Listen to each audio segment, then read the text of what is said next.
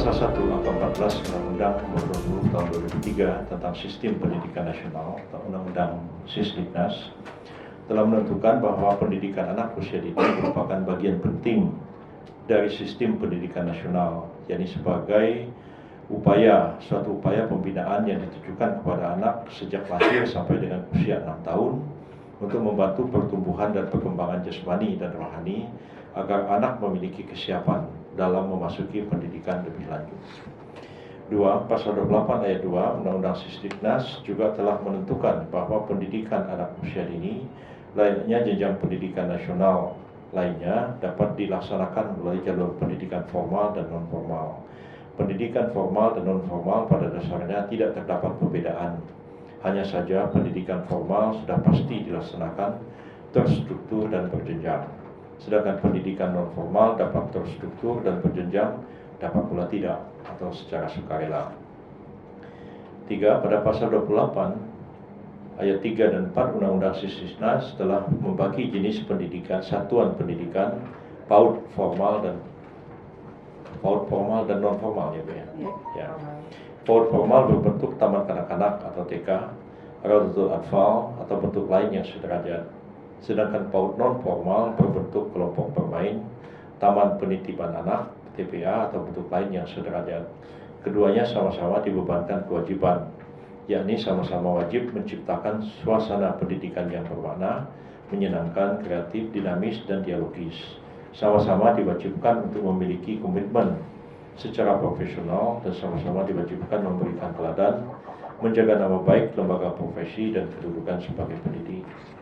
4. Akan tetapi, meskipun telah sama-sama diakui sebagai pendidik oleh Undang-Undang Sisdiknas, ternyata yang diakui sebagai guru oleh Undang-Undang Nomor 14 Tahun 2005 tentang guru dan dosen, ini undang-undang lain, undang-undang tentang guru dan dosen, hanyalah pendidik PAUD formal saja, sedangkan pendidikan PAUD non-formal tidak diakui sebagai guru.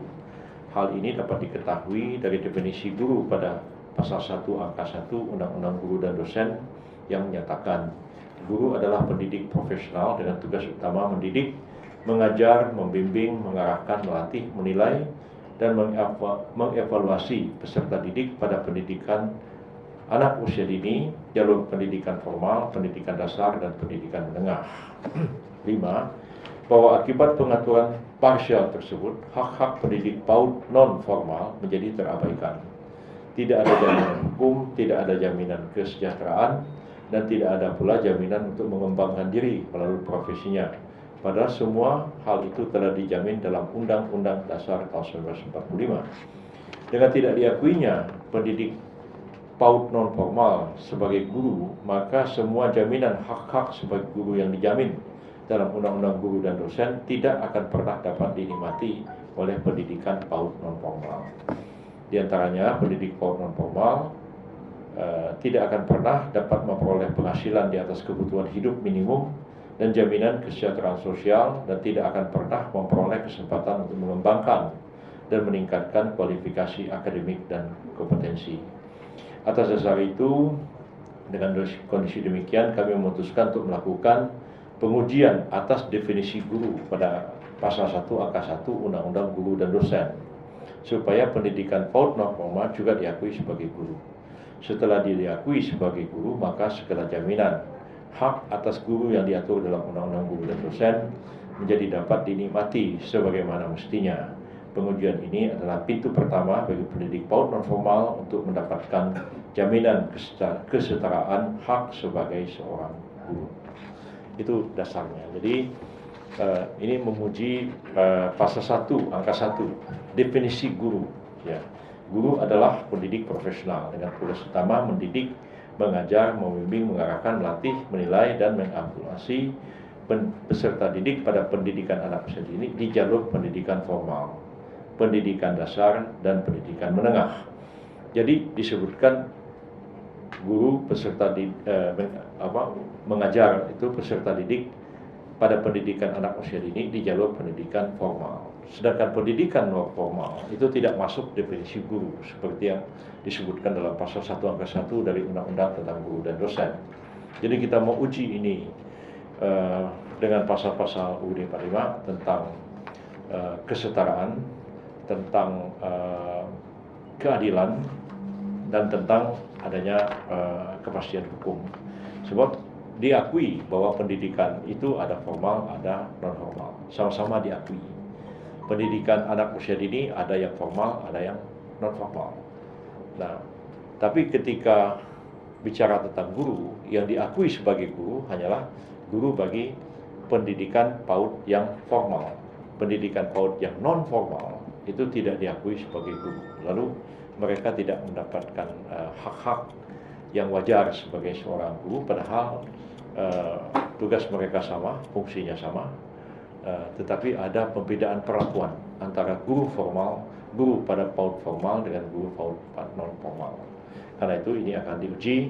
Kalau nanti sudah diuji, ya pasti akhirnya akan terjadi kesetaraan antara guru PAUD formal dengan non formal, dan itulah yang kita inginkan supaya tidak terjadi diskriminasi dan ketidakadilan bagi guru PAUD formal dan non formal. Dan proses ini sebenarnya tidak membatalkan undang-undang ini, hanya mengatakan, hanya menafsirkan bahwa pengertian guru itu juga harus mencakup pendidikan formal, PAUD formal dan PAUD non formal. Jadi kita mengujinya itu, undang-undangnya diuji dengan UUD 45, tapi juga ada dua undang-undang yang isinya bertabrakan satu dengan yang lain. Jadi undang-undang tentang sistem pendidikan nasional sejauh menyangkut tentang pengertian guru itu tabrakan dengan undang-undang guru dan dosen.